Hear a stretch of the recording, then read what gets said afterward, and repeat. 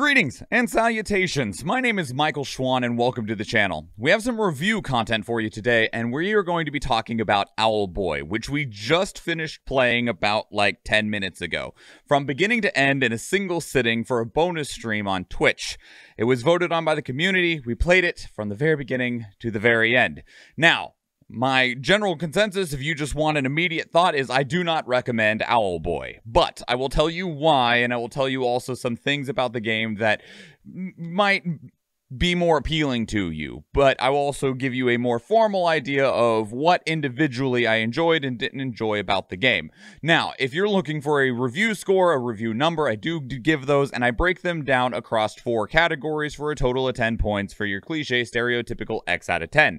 I put 2 points into story because that's a very important part of games for us. Some games don't have a whole lot of it, but it's important because it's kind of what carries us along, even if it has really good gameplay or something else.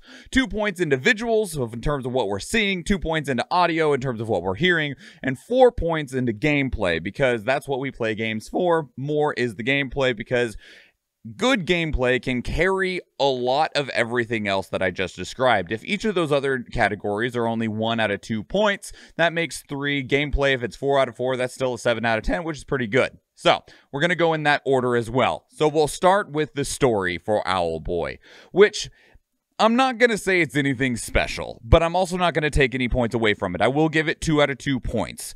It's basic, it's pretty straightforward, but it doesn't do anything wrong. It has relatively likable characters, but being that the game is a Metroidvania game, you don't get a whole lot of time to spend with those characters to develop any type of meaningful connection or relationship with them. But there is some quirky things here and there, some fun dialogue. The characters do fit within the story and have their own levels of growth and development, although it is limited because of the genre of game that you're experiencing. It has very cliche story beats, including a very cliche ending, but it all works. It doesn't do anything wrong, it doesn't do anything special either, but it doesn't stand out in a negative fashion. It's just kind of like a fairy tale, almost, really is how I would describe it. Just a really generic fairy tale story, but that doesn't mean it's bad. But now we'll move forward, and there is one big hang up, and I don't know where to put this one, but we'll go into visuals, and I think I will put it in visuals more than anything else. So the game is cutesy. It has this Metroidvania, like pixel art, 2D art style, and it does kind of feel like a I don't want to say a children's game, but like a children's book, kind of still going along with that fairy tale thing.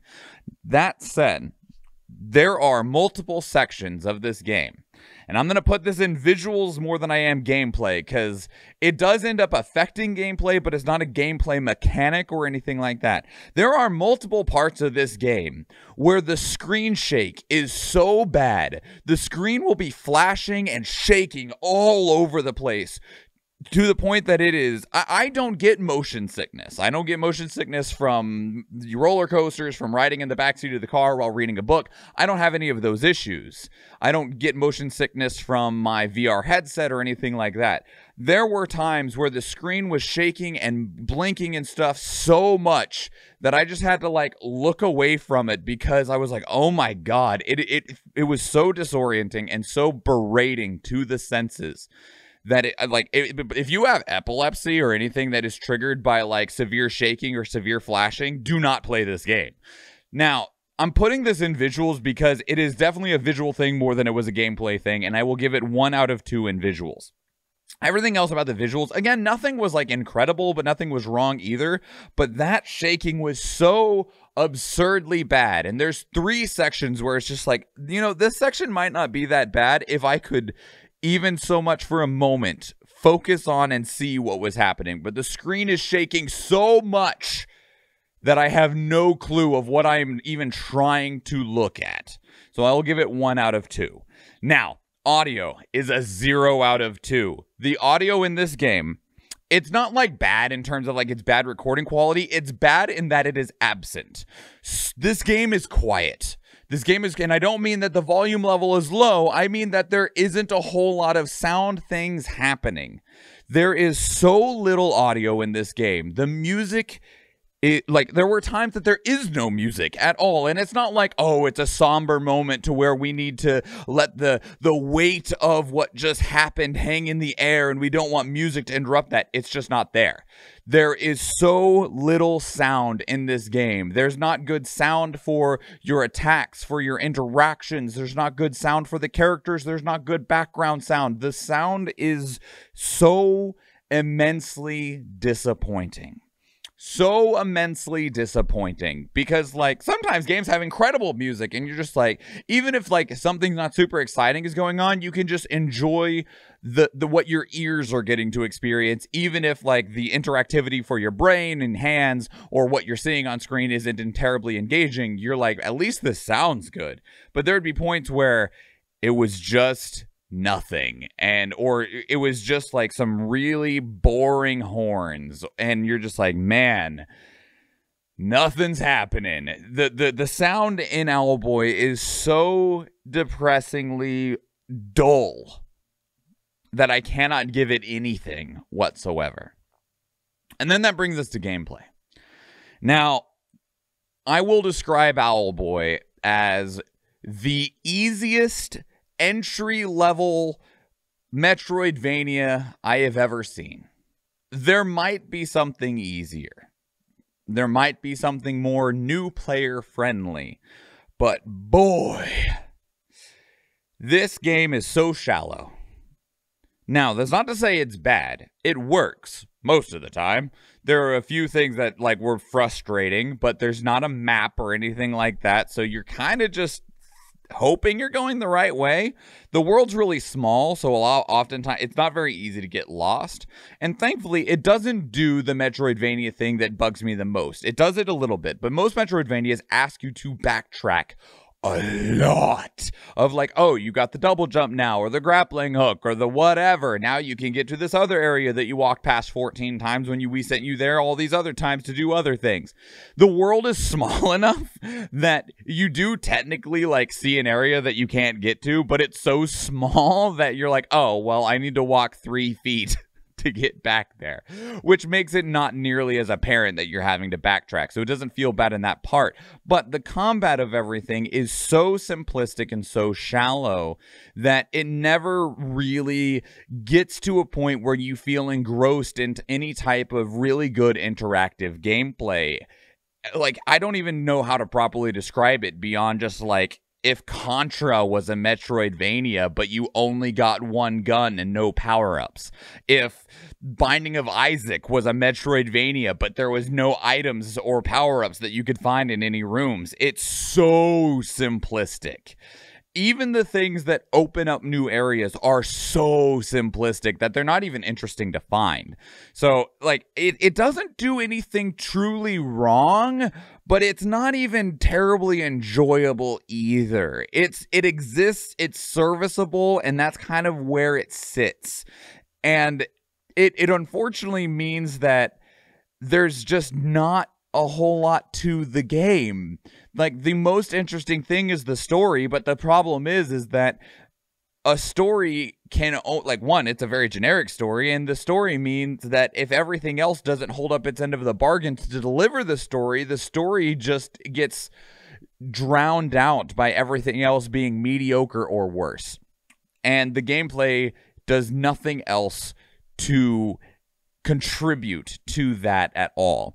And my gameplay score is going to be a 2 out of 4 points, which means we got 2 in story, and even that's kind of stretching it because it's not exemplary by any means. Like I said, it's a very traditional, generic fairy tale feeling story, but it's not bad. I wouldn't call it even above average. It's just nothing beyond a stereotype cliche.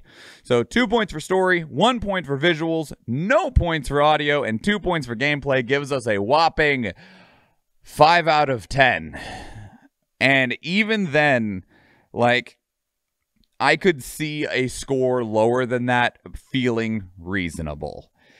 It's not bad in the way that a 5 out of 10 sounds for a game score review, it's not even as bad as I might actually be coming across right now. But it's certainly not good to the point that I feel like I can give it an excuse for anything more than what I have said.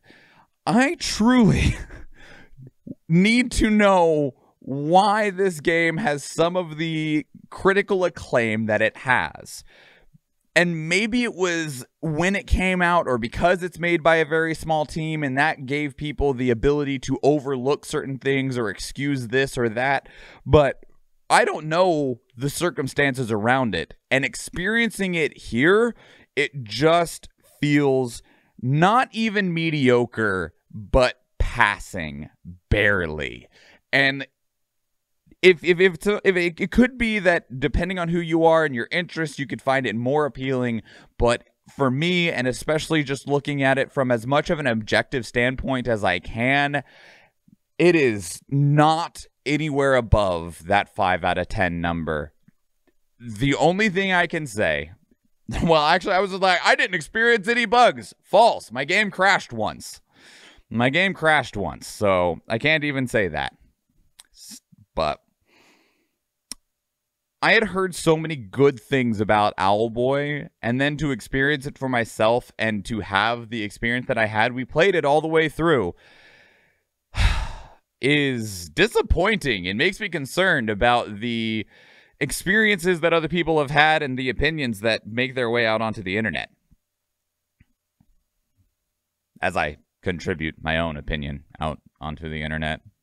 Anyway, I digress. Yeah, Owlboy 5 out of 10. Do not recommend. Do not recommend. If you want a very simplistic, straightforward, not challenging in the slightest Metroidvania experience to just keep you engaged for 6 to 10 hours, depending on how fast you go and how much extra stuff you want, maybe look at Owlboy if it's on sale. But otherwise, just go play Bloodstained or something else that isn't this. So, but that said, we did play this on stream as part of a bonus stream for hitting one of our subscriber goals. And every time we hit one of our subscriber goals, we vote in our Discord server on what game we are going to play. And we play it all the way through, beginning to end, in a single stream. So if that sounds like something you're interested in, there are links to everything that I just talked about down in the description below. I highly encourage you to go check it out. Also got lots of other YouTube videos you can watch. And if you do go watch one of those other videos, or if I see you in the live stream, thank you and enjoy.